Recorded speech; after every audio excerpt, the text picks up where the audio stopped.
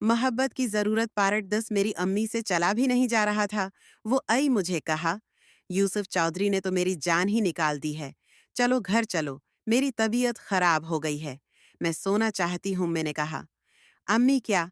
क्या चौधरी ने? उसने कहा। अभी नहीं बता सकती। फिर वो चौधरी भी आ गया। मेरी अम्मी को कहने लगा कि चक्कर लगाती रहा करो। मैं तो कहता हूँ कि जब तक तुम लोग कराची नहीं जाते, रोज ही 1-2 घंटे टाइम निकाल के इजाया करो। मेरी अम्मी ने कहा कि चौधरी साहब, आपको पता तो है मेरी तबीयत का।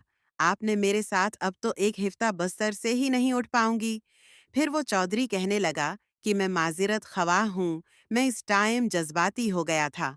और मुझे पता है न चला। मेरी उम्मी कहने लगी कि चौधरी साहब, इसमें जज्बाती क्या होना, आपने तो वाला सलूक किया है। मैं आपको कहती रही कि दो, लेकिन आपने मेरी एक भी न सुनी। अब मुश्किल है कि हम आपको कहती रहें कि दो, लेकिन आपने मेरी एक भी न सुनी। मैं दोबारा चौधरी कहने लगा कि अच्छा, कल तक अगर तुम्हारी तबीयत ठीक न हो तो मुझे बताना, मैं तुम्हें एक अच्छे से डॉक्टर के पास लेके जाऊंगा। वो तुम्हें 2 दिन के अंदर ठीक कर देगा। अब मैं परेशान ने मेरी अम्मी के साथ किया क्या था। मैं तो खुद को बहुत ताकतवर मर्द समझता था, लेकिन अब मैं चौधरी को देखकर और उसकी ताकत देखकर मैं एहसास कमतरी का शिकार होने लगा था। पता नहीं बस ही करवा दी थी। फिर हमने कहने लगी, चलो यूसुफ, बाकी बातें घर पे करेंगे। और फिर वो चौधरी भी चला गया। मैंने उम्मी को बाइक पर बैठाया। चौधरी के डेरे से बाहर थोड़ा फासले पर आके मैंने बाइक रोक दिया। मैंने काम नहीं किया। हवा है बताएं, मुझे अम्मी कहने लगी। घर तो चल पगले। मैंने कहा, अम्मी घर पे तो सब हैं, इसमें फिर अब से थोड़ी पूछ पाऊंगा। सबके सामने मरी में कहने लगी, मत पूछ। चौधरी ने, जो मेरे बहुत बड़ा था, उसने कहा, यूसुफ, मैं तुम्हें पता नहीं सकती। उज जो उसने काम किया मेरे साथ में, देखती हूँ कि रात तक मेरी तबीयत ठीक हो गई। ठीक, वरना मैं डॉक्टर के पास जाऊंगी। मैं दोबारा चौधरी के पास जाने की जरूरत नहीं पड़ेगी। हम यहाँ से चले जाएंगे। फिर मेरी उम्मी कहने लगी, हाँ यूसुफ, अभी तो घर चल। और फिर मैं बाइक स्टार्ट करके घर आया तो बहनों ने खाना बनाया हुआ था। काशिफ पूछने लगा, हाँ उम्मी, क्या हुआ? तुम्हारी तबीयत कुछ ठीक नहीं लग रही। फिर मेरी उम्मी काशिफ को झूठ बोलने लगी। कहने लगी, ये बेटा असल में है, सारी जिंदगी में नयातना काम नहीं किया ना, उसी लिए मैंने बहुत ज्यादा काम किया है। मुझे लग रहा है कि मेरी तबीयत अब खराब हो जाएगी। फिर मेरी बहन कनीज को आवाज देने लगी, कनीज, मेरा वस्त्र लगा दे, मैं सोना चाहती हूँ। मेरी बहन आई कहने लगी, माँ कुछ देर बैठो तो सही, खाना खाओ, उसके बाद सो जाना। फिर मेरी अम्मी कहने लगे, कनीज, मैं बहुत थकी हुई हूँ। पता नहीं, मुझे बुखार भी लग रहा है। अब मुझे पता था कि मेरी उम्मा के साथ किया हुआ है। वो घर पे सब कुछ झूठ बोल रही थी। फिर मैंने कनीज को कहा, कनीज, उम्मा को परेशान न करो, उसने जिंदगी में इतना काम थोड़ी किया है। वो चौधरी ने मेरी उम्मा को मुलाजिम ही समझ लिया था, इतना काम करवाया। बेचारी से जाओ, उसको बस्तर बना के दो ताकि आराम से सो जाएं।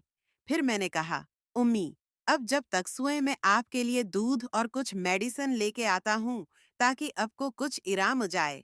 फिर मेरी अम्मी कहने लगी, हाँ जा यूसुफ, मुझे तो बहुत तकलीफ महसूस हो रही है।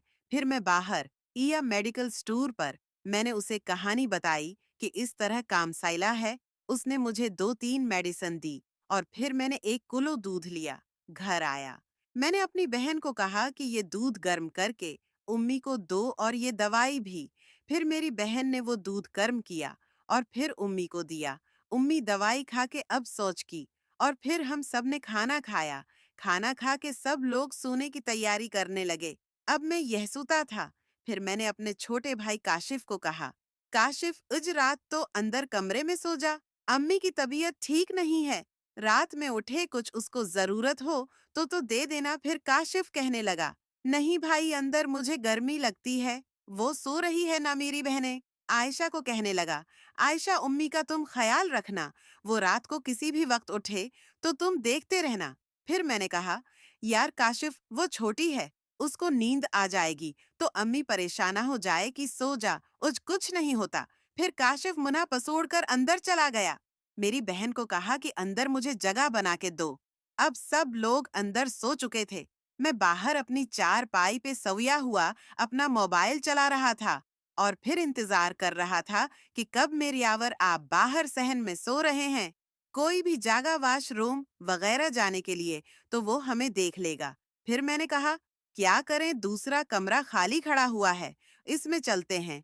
फिर वो कहने लगी, भाई चलते तो हैं, लेकिन अगर कोई उठा, इस नेमझे भी देखा, मेरा वस्त्र भी खाली है और अब का भी खाली होगा, तो शक पड़ सकता है। तो फिर मैंने कहा, नहीं, क्या करें, तुम ही बताओ। वो कहने लगी कि अभी कुछ नहीं करते, कराची चल के मैं तुम्हें कर रहा है। फिर वो कहने लगी है, भाई यकीन करें, दिल तो मेरा भी बहुत कर रहा है, क्योंकि काफी दिनों से वो पठान भी नहीं आ रहा। और हाँ, पठान सा मुझे याद आया, फिर क्या सोचा है, कराची कब चलना है? मैंने कहा, हाँ बस कल जाऊंगा, अबू से पूछूंगा कि जमीन का क्या करना है, कब तक वो मेरे नाम लगाएगा, और फिर जैसे ही हो जाएगी तो फिर हम चले जाएंगे। फिर मेरी बहन कहने लगी कि जब तक मैं पठान को बुला लेती हूँ।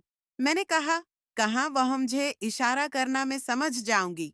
मैंने कहा, कनीज अभी तो मुझे कह रही थी कि घर में सेठी, इसके लिए कोई तुम्हें वहां नहीं, याद नहीं है। वो कहने लगी, भाई बाहर अब होंगे ना, इसलिए तो कह रही हूँ। फिर मैंने उसे कहा कि चलो भाई, मेरा भी अभी है, काम करो, तुम्हारी बहुत ड्रामे